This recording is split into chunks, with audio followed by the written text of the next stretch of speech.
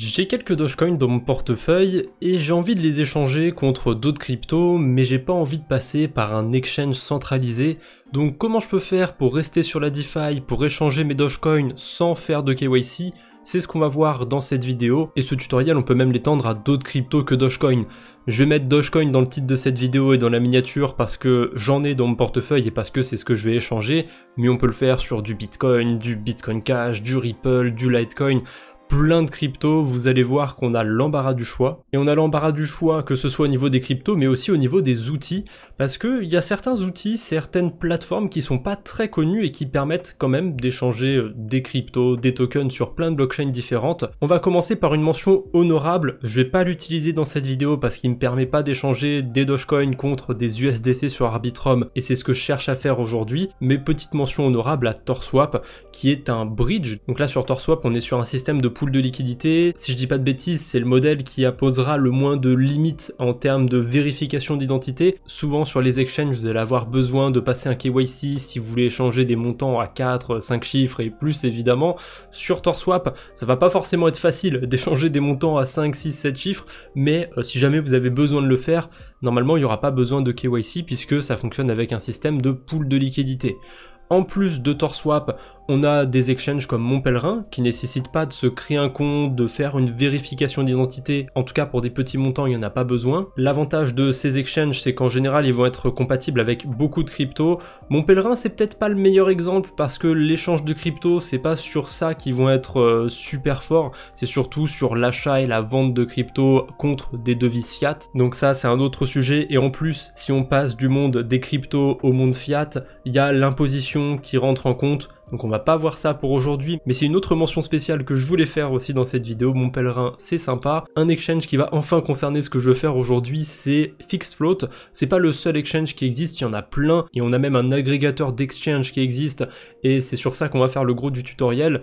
Mais juste avant, je vous montre l'interface de FixedFloat, parce que je la trouve plutôt élégante, et dessus vous pouvez changer pas mal de tokens différents contre d'autres sur plein d'écosystèmes, et contrairement au bridge classique que vous connaissez probablement, donc Jumper, Stargate, Across et compagnie, là on va pas juste être sur des écosystèmes EVM, voire EVM plus Solana.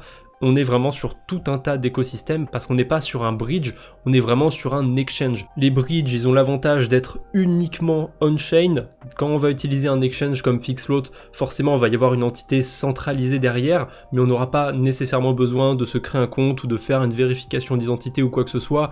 Donc, l'expérience utilisateur, c'est à peu près la même que sur un bridge comme Jumper ou autre. On envoie des cryptos depuis un portefeuille, on le reçoit sur un autre portefeuille, sur une autre blockchain, peu importe. C'est pour ça que je vais faire l'amalgame de vendre des Dogecoin en restant sur la DeFi, en restant sur la blockchain.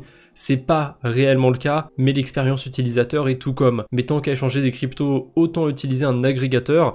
Et je suis pas hyper fan de l'interface, je trouve qu'elle est pas, je trouve que c'est pas la plus élégante, mais au moins, elle permet d'échanger facilement des cryptos, et on va pouvoir échanger ici du Dogecoin. D'ailleurs, j'ai même le choix, je peux en échanger depuis la blockchain Doge et depuis la Binance Smart Chain. Donc ça pourrait limite me permettre de bridger entre guillemets des Dogecoin. D'ailleurs, je crois que j'ai même pas cité le nom du site, ça s'appelle Trocador.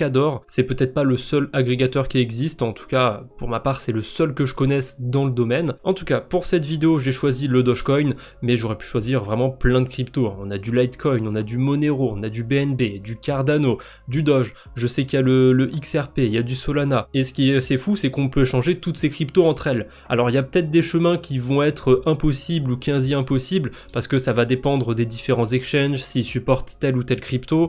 Là je vais essayer de passer de Dogecoin vers la blockchain Arbitrum et vers de l'USDC. Je sais que j'aurai pas trop de problèmes, mais je vois que rien qu'avec l'USDC, je peux aller sur tout un tas d'écosystèmes. On a l'USDC sur Algorand. Là, je suis pas sûr qu'il y ait beaucoup d'exchanges qui le supportent. Avalanche, ça devrait aller. Tron, ça devrait aller. Optimism, ça devrait aller. Là, je vois Stellar. Pas sûr non plus qu'il y ait beaucoup de liquidité là-bas. Tiens, je ferais bien un test avec Algorand, juste pour voir s'il y a des exchanges qui permettent d'aller comme ça sur des écosystèmes assez reculés. Imaginons que je veuille échanger mes 352 Dogecoin contre des USDC sur Algorand. Je le fais par curiosité, je me demande s'il y a des exchanges qui supportent ça. Et à ma grande surprise, il n'y a pas un ou deux exchanges, il y en a carrément 7 qui supportent cette route. Voilà, on peut échanger des Dogecoin contre des USDC sur Algorand avec 7 exchanges différents. Le problème, parce que il faut quand même qu'il y ait des petits problèmes avec ces solutions, c'est qu'en général, on a des exchanges qui vont se permettre de prendre pas mal de frais. Pour certaines routes bien précises, ils ont un peu le monopole et ils peuvent se permettre de mettre des frais élevés, mais dès qu'il y a un peu de concurrence, dès qu'on commence à avoir plusieurs exchanges pour échanger des tokens sur une blockchain en particulier, les taux sont plutôt intéressants, mais partez du principe que vous aurez minimum quelque chose comme 0,5 voire 1% de frais, c'est ce que va prendre en général ce genre de plateforme. D'ailleurs, on a deux types de taux. On peut avoir soit un taux fixe, soit un taux flottant, un taux variable. Donc le taux fixe en général ça va être 1 à 2%. Vous êtes sûr de recevoir 1 à 2% de moins que ce que vous envoyez, mais au moins c'est fixé. Quand vous échangez certaines cryptos sur certains réseaux, ça peut être un peu lent, typiquement Bitcoin. Eh bien, ça peut être intéressant d'avoir les taux fixes, parce que si lors de votre échange, le Bitcoin ou une autre crypto fait moins 5%, moins 10%, eh bien, le taux fixe va vous protéger, alors que le taux variable ne va pas vous protéger. De toute façon, il faut que je refasse mon échange, parce que j'ai pas envie de recevoir des USDC sur Algorand, donc je vais faire modifier la transaction, et je vais bêtement modifier l'USDC ici, hein, je choisis le bon. Faites bien attention d'ailleurs, si vous choisissez un coin comme de l'USDC qui est disponible sur plein de blockchains différentes, choisissez bien celui que vous voulez avoir. Je vais choisir l'USD Coin sur Arbitrum, et j'ai toujours 352 Dogecoin à échanger, je vais quand même vérifier. Ouais, j'en ai 353 sur mon portefeuille, donc je vais faire en sorte d'en échanger un tout petit peu moins pour être sûr d'avoir de quoi payer les frais. Je pense pas que les frais soient trop élevés sur Dogecoin, au pire si c'est trop élevé, je descendrai un petit peu mes attentes, hein, je descendrai à 351, 350 tokens, au moins ça me permettra de vous dire à peu près combien de frais ça coûte du côté de Dogecoin. Donc je fais rafraîchir les taux de change, là ça va me refaire des simulations, me montrer quels exchanges me proposent les meilleurs taux, et a priori ce serait EasyBit qui me proposerait le meilleur taux. Pour ma part, je vais choisir FixFloat comme exchange pour échanger mes Dogecoin. C'est pas celui où il y a le meilleur taux de change, mais je l'ai déjà utilisé quelques fois et j'ai jamais eu de soucis. Quand on regarde le temps d'attente, c'est plutôt léger par rapport aux autres. Donc je vais rester sur une valeur sûre. Voilà, j'aurai un taux un petit peu plus avantageux sur EasyBit, mais je préfère rester sur un exchange que je connais. Ça veut pas dire que c'est le meilleur et qu'il faut utiliser que lui, hein, attention, vous avez le droit d'avoir vos propres préférences, hein, de pas utiliser le même exchange que moi, et si ça se trouve dans 3-4 mois il se sera passé un truc autour de FixFloat et j'aurai complètement changé d'avis, ou alors peut-être qu'ils existeront plus. Tout peut évoluer très vite dans la crypto. Bref, là pourquoi j'ouvre mon portefeuille Rabi? Eh bien parce que je vais avoir besoin de mon adresse sur Arbitrum, donc je vais la copier et je vais la mettre ici, donc je colle mon adresse, et là je confirme mon échange.